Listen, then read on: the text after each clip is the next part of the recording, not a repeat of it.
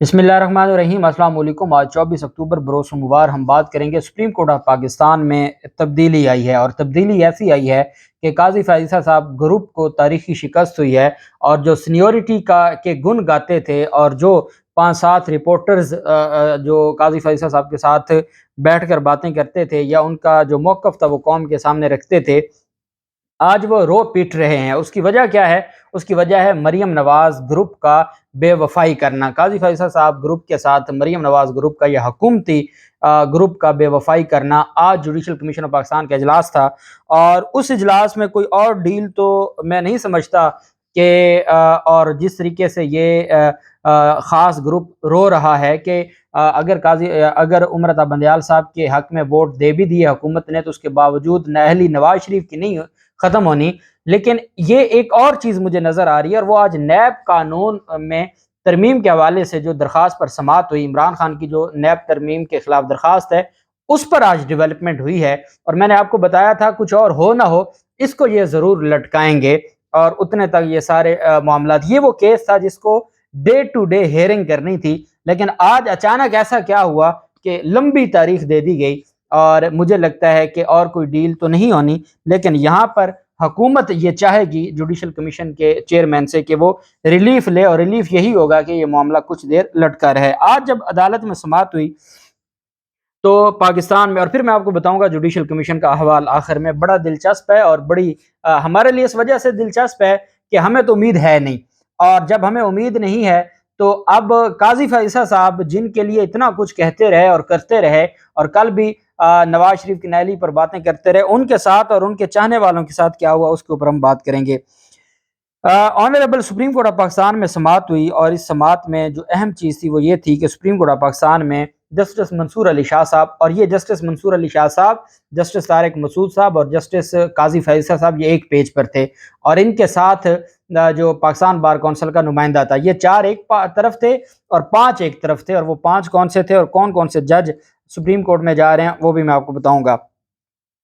अच्छा जी, नैब तरमीम के खिलाफ दरख्वास्त पर समाअत हुई, और उस पर मंसूर अली शाह साहब ने कहा कि साबिक वज़ीर आज़म और chairman PTI Imran Khan parliament से बाहर ना आते तो नैब तरमीम पर बहस होती, उनके कंडक्ट पर यही एतराज़ है। तो उस पर उन्होंने कहा कि ख्वाजा आरिफ साहब ने कहा कि सेनेट में फिर हो जाती, अगर इतने ही इमरान खान के बाहर आने से ही जो बहस नहीं हो सकी तरमीम पर, तो सेनेट में हो जाती। सेनेट में तो वो बैठे थे, इन्होंने तो बहस करवाई नहीं है। इमरान खान वहां बैठा रहता और दीवारें देखता रहता, वहां कौन सी बहस होनी थी हुजूर? कहाँ, ये हमारी पार्लियामेंट है, हम पाकिस्तान में बैठे हैं। खैर, ख्वाजा आरिफ साहब ने कहा जी कि जब सेनेट में नहीं हुई तो यहाँ क्या होनी थी। सुप्रीम कोर्ट में दरखास्त पर समाअत हुई, 3 रुकनी बेंच है। उमर बंदयाल साहब हेड कर रहे हैं, मंसूर अली शाह साहब और जस्टिस एजाजुल हसन साहब, और ख्वाजा हारिस साहब वकील हैं इमरान खान के, वो अदालत के सामने अदालत के सवालों के जवाब दे रहे हैं। दौरान समाअत मंसूर अली शाह साहब ने रिमार्क दिए कि जिनसी हरासानी समेत हमारे कई कवानीन में खामियां मौजूद हैं। क्या अदालत बैनुल अक़वामी कन्वेंशन के मुताबिक कानून साजी की हदायत कर सकती है? अगर अदालत हदायत दे भी दे तो पार्लिमान किस हद तक इनकी पाबंद होगी?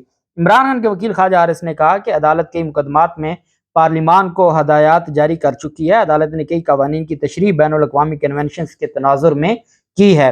चीफ जस्टिस ने रिमार्क्स दिए कि जो आलमी कन्वेंशन में निजी जो शख्सियात हैं उनकी करप्शन का भी तस्करा होता है, और चीफ जस्टिस ने रिमार्क्स दिए कि आलमी कन्वेंशन में जो प्राइवेट शख्सियात हैं उनकी करप्शन का भी तस्करा होता है, और निजी शख्सियात में कंसल्टेंट है, सप्लायर है, ठेकेदार है, वो भी हो सकते हैं। निजी शख्सियात और कंपनियां हुकूमत को गलत रिपोर्ट्स भी दे सकती हैं। ख्वाजा आरिफ साहब ने कहा कि पंजाब बैंक केस में भी निजी शख्सियात पर 9 अरब रुपए की करप्शन का इल्ज़ाम था। जस्टिस मंसूर अली शाह साहब ने इस्तफसार किया, किसी दूसरे कानून में दूसरे मुल्क ने आलमी कन्वेंशन के मुताबिक करप्शन कानून बनाया है? ख्वाजा आरिफ साहब ने जवाब दिया कि वहाँ करप्शन के इतने सख्त कवानीन है कि वो तो आलमी कन्वेंशन तो बहुत पीछे रह जाते हैं। साथ उन्होंने ये कहा, जब ये सवाल किया गया कि मसलन, तो उन्होंने कहा उसके लिए तो मुझे कानून का जायजा लेना पड़ेगा, लेकिन जहाँ तक मैं इंटरनेशनल कवानीन को पढ़ा हूँ तो वो आलमी कन्वेंशन से बहुत आगे हैं। जस्टिस मंसूर अली शाह साहब ने कहा कि दुनिया ने करप्शन के खिलाफ आलमी कन्वेंशन 2003 में जारी किया। मुस्बित चीज़ यह है कि पाकिस्तान में करप्शन के खिलाफ कानून 1947 से है। उन्होंने कहा कोई सियासी जमात गलत कानून बनाए तो अवाम उसे वोट नहीं देंगे। जमहूरियत में सियासी जमातों के एहतसाब का यही तरीका दिया गया है। दूसरी हुकूमत आकर कानून तब्दील कर सकती है। خواجہ عارض صاحب نے کہا کہ ترمیم کے بعد نیب قانون کی آنکھوں میں دھول جھونکنے کے مترادف رہ گیا ہے۔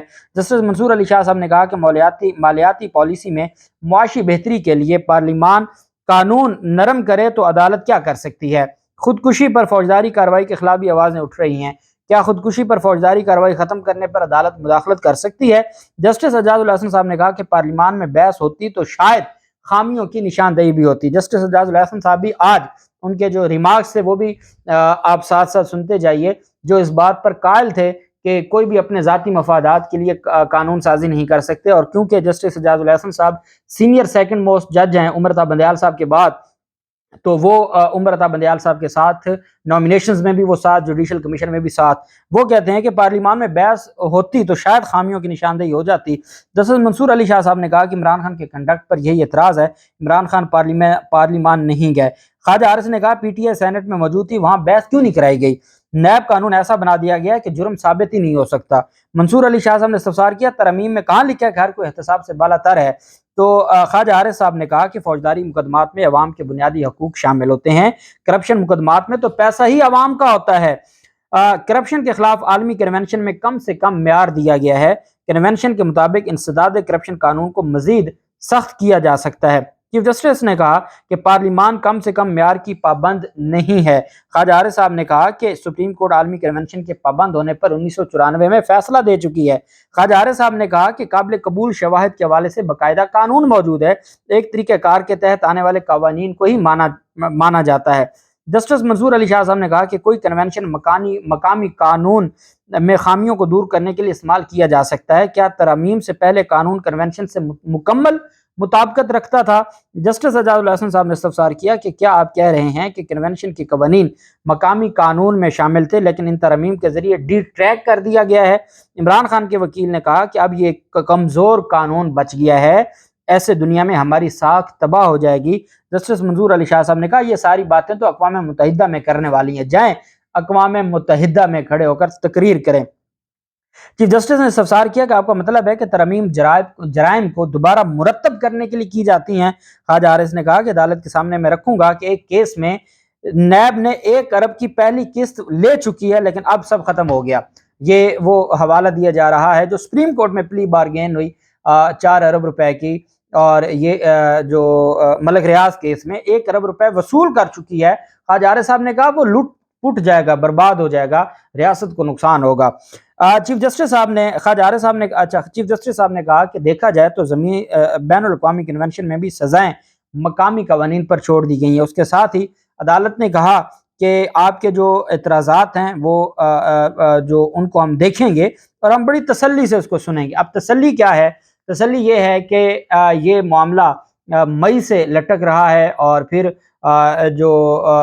جب نیب ترمیم آئی پھر اس کے بعد آپ جانتے ہیں پہلے درخواست ہوئی، پھر اعتراض لگے، پھر اعتراض ختم ہوئے، پھر یہ کیس فکس ہوا، پھر اگست کی چھٹیاں آ گئیں، اور پھر ستمبر سے یہ ایسے ہی چلتا جا رہا ہے۔